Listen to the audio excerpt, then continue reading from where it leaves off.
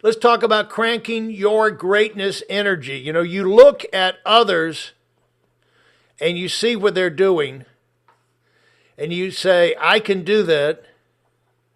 Now, how can I make the jump? How can I jump in and get up in gear where I am starting to, maybe I start at the bottom, but I start to take off?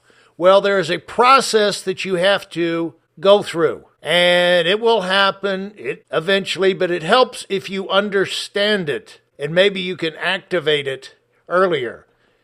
When you go out there and start anything new, you're trying to figure anything out, I don't care if it's starting a business, you're breaking into a new industry, you're moving into a new town, you're getting used to a new job, developing a new skill, all of these things, you want to get to where you're functional, but then you want to get to where you're really good at it. So to activate, because let's face it, there's no fun at doing anything where you're mediocre. So how can you crank up what's in you to where you can start to release what's inside you? Well, one thing you need to know, you've got the law of averages on your side. This is why you don't have to be a genius. You don't have to be perfect. Anything you do, if you do enough of the right things consistently, the law of averages is going to say you can be successful like other people. But there is a trick, and that is the law of averages is only works if it's activated with what? The law of high numbers. People who fail, see, you can't be timid. You can't be indecisive. You can't do small numbers. You've got to jump in the game. Only high numbers put you in to where the law of averages only works once you get into hundreds, thousands, things like that. So as you pick up, the more things you do, the more experiences you have. I went into an office one time and I saw a guy had a lot of nice watercolors up in his office and found out he'd done it. And he said, yeah, he started several years ago. He went to a great watercolor instructor. The guy told him, the first thing you do before I can teach you anything, I'll teach you how to do this, but I want you to do 100 watercolors first. He said, once you do 100, then you're in a position to start to learn. It takes some mileage. You got to prepare the ground with. Prepare the ground in your mind. And see, so you'll go through a warm-up stage to say, want to make sure I've got the facts right. I've got some of the basics. But you got to get your hands on it. You got to get in the water if you want to swim. You got to get on the tennis court, swing that racket. Don't worry if you're hitting the balls over the fence. You got to get out there and not worried about, forget score. The main thing is to get some experience, because what you're doing is gearing up the point where you can go for it. Because here is the truth. If you want to do anything great, you have to go through a massive activity blitz to kick it off. At some point, you will have to go into full ignition. You're going to have to clear the schedule and say, I've got the basics down. Now it is go time.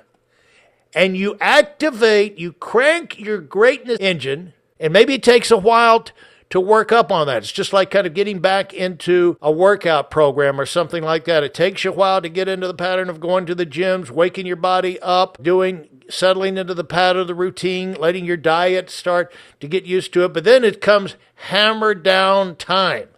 And at some point, you'll see everybody who has done something great in their life, they have a period of time, they kicked it off with a massive effort. They cleared the books, cleared the schedule, massive activity, total focus. They might have been still keeping their job. They still might have had their family, but their obsession, what they were thinking about 24 hours a day, and every spare minute went into getting this new rocket ship off the ground. And why is that? You got to understand, it's got to be traumatic. You're going to go through it. The rocket launches are always rocky. If you're doing the massive effort, it keeps your mind on business. It keeps you from getting sidetracked. It keeps you from losing your focus. It allows you to get past being wrapped up in the emotional things you go through in your mind and keeps your mind on moving.